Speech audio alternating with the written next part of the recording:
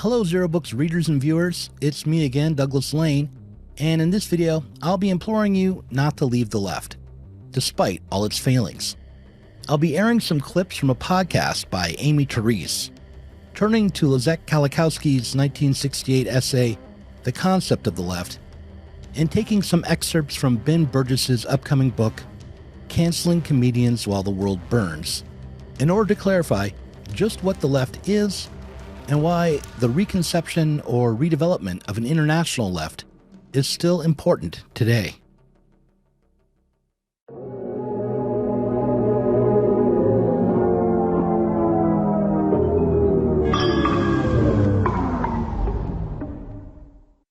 Let's start with Aimee Terese. Back in January, she released an episode of her podcast, What's Left, entitled On the Record.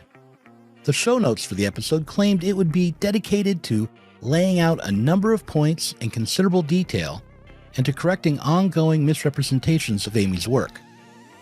Unfortunately, that is not what the more than 2.5-hour podcast contained. Rather than spelling out her own positions, the monologues and dialogues in the episode weren't aimed at defining and defending her own political project, but were aimed at generalizing about the character of the left, specifically the online left, including, well, me. But I just think these people, you have to remember what they're doing. He's a publisher.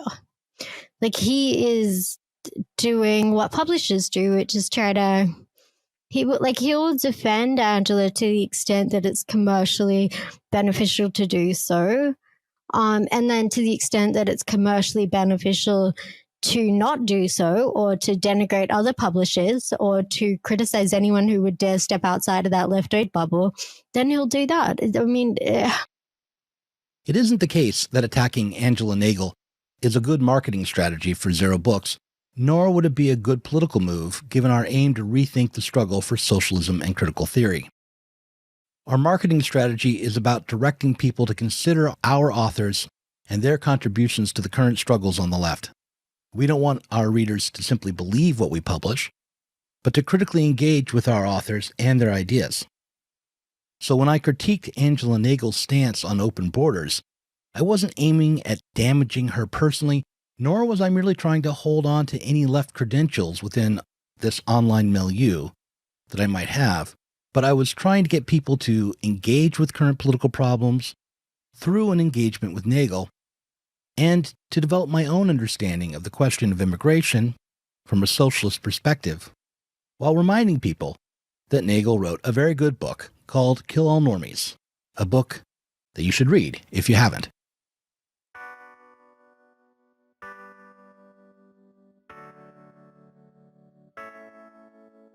However, even if Aimee was correct about the motivations behind my criticism of Nagle's defense of E-Verify and other programs, pointing to my own motivations is not a way to refute those criticisms.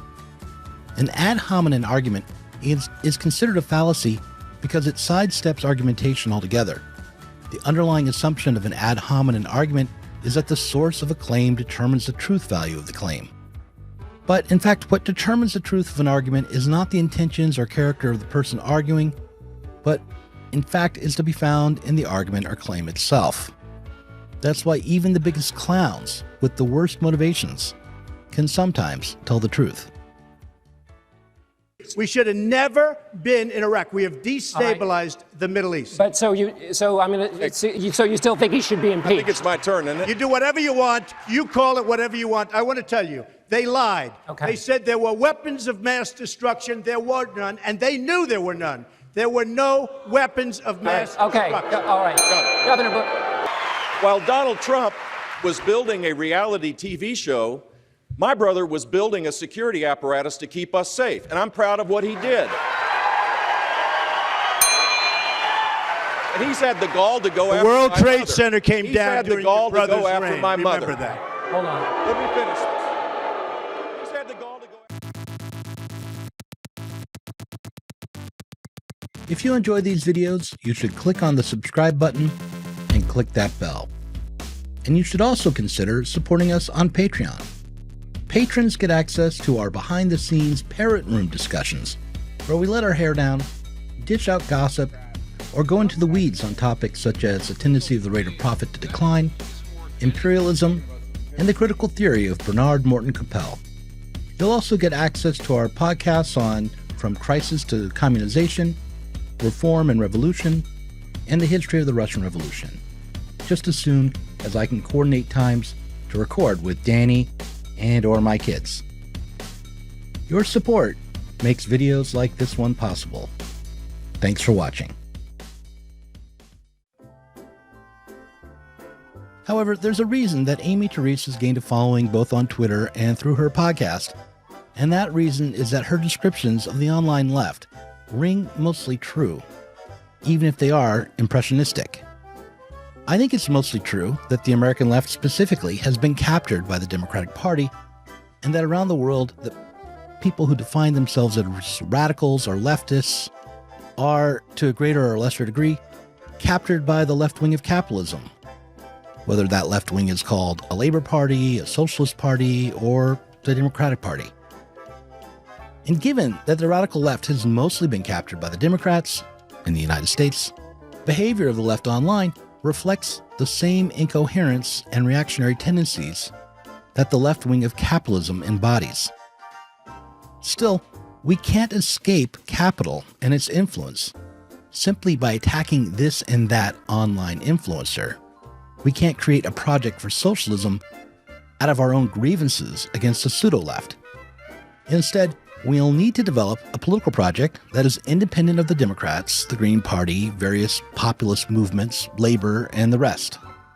Just what this political project for a new left will be, what shape it will take, who will lead it, and to what end, is something that has not yet been determined.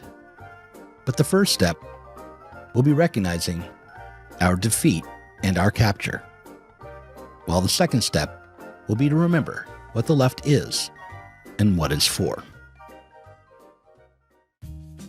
According to Leszek Kolakowski, the easiest way to figure out what is left is to juxtapose it against the right in any given context. So, for example, we might say that Rachel Maddow at MSNBC is on the left side of the cable news industry, whereas Tucker Carlson is on the right. However, if we are looking for a concept of the left that can escape the particularities of such a limited context, but still doesn't pretend to be applicable for all time or to rise to the level of some sort of platonic ideal, we have to consider the left within the current social totality. And that totality has a name: capitalism. Within the context of this totality, we can start to see what the left is and what it is for. Kolakowski says that the left within capitalism knows that every human freedom satisfies a particular need, but also that there is a need for freedom as such. He says that the left under capitalism does not fear history, but rather aims at changing the terms, the social relations that produce history. Kolakowski, writing from the vantage point of the 1950s in Poland, sees the left as being primarily ideological in character. That is, the left isn't purely the instrument of a given social group under capitalism, according to Kolakowski, nor of a particular party, but rather it is a tendency towards certain attitudes and values when set to work thinking through a practical politics. It is ideological insomuch as it is critical of the present and aimed at progress, at freedom. It cannot be reduced to a set of tactics, nor to a set of demands, nor to a set of interests. The left, according to Kolakowski, must be the dynamite of hope that blasts a dead load of ossified systems, institutions, customs, intellectual habits, and all sorts of closed systems to smithereens. To put it differently, the left as a concept is the foundation of a revolutionary practice, even though that practice has to go beyond both the existing left side of capital and move beyond the level of the concept. It has to risk being particular and concrete. In Ben Burgis' book, Canceling Comedians While the World Burns, he spills a good deal of ink on making strategic arguments about how the left should behave and think in order to accomplish some concrete reforms. He singles out the tactic of cancellation, giving several examples, in order to show how this tactic is a failed strategy for reform and a failed tactic when it comes to making political change.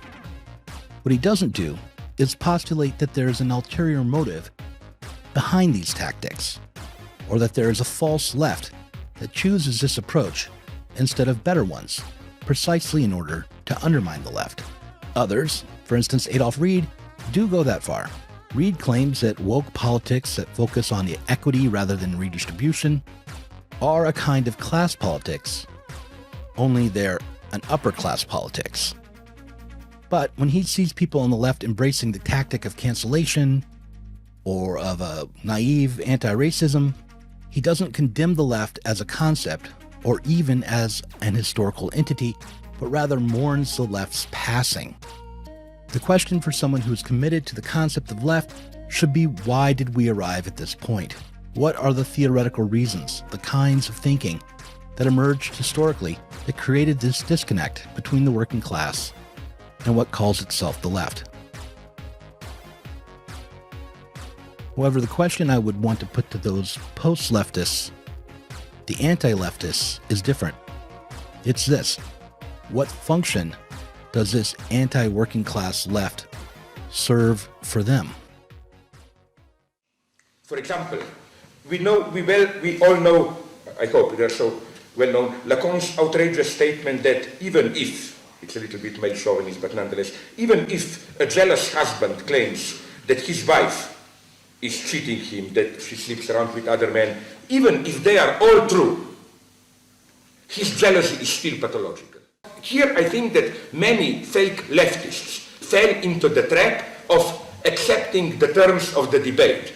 And when Americans said we have to attack Iraq because it's a terrible regime and so on, no, the point is not to argue, no, Saddam is good. Of course he's bad. But I claim the paradox is that even if all the statements about Saddam were true, and incidentally, now you say something horrible, even I was slightly surprised. I thought they would find some weapons of mass destruction. The true question is not, is it true what they claim about Saddam? The true question is a totally different one, is what kind of new logic of hegemony, new world order is established in this way and so on and so on. I think that to accept these terms and then to argue, you put yourself into a totally idiotic position, you know. When there you have to argue, oh, but it's not so bad, some people nonetheless supported Saddam. That's not our debate, my God. By focusing on the left as a collection of PMC enemies, by pointing to the failed tactic of cancellation as evidence that the left consists of the wrong sorts of people, by remaining at the level of an ad hominem attack on left celebrities, what the post-left avoids is considering what is missing from their own politics. In fact, without the specter of a false left to attack, the post-left would not have a project, political or otherwise, at all.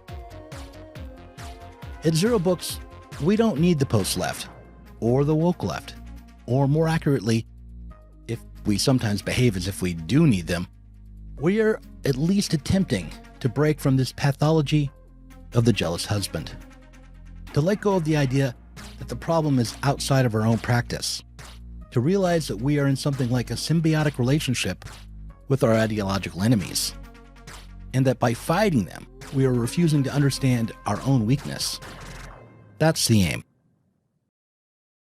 Part of the tyranny of the left is they force you to think about everyone in interpersonal terms, such that, like, if somebody's a nice person or ostensibly able to project the image of being a nice person, they will have this whole left rush to their defense. Thanks for watching this Zero Books video. If you enjoyed it, subscribe to this channel and click on the notifications bell so that you'll be alerted whenever we release a new video. You should also consider supporting us on Patreon. Our patrons get access to our Inside Zero Books podcast every week and can get access to the Zero Books Book Club and help us to continue making online content from the left.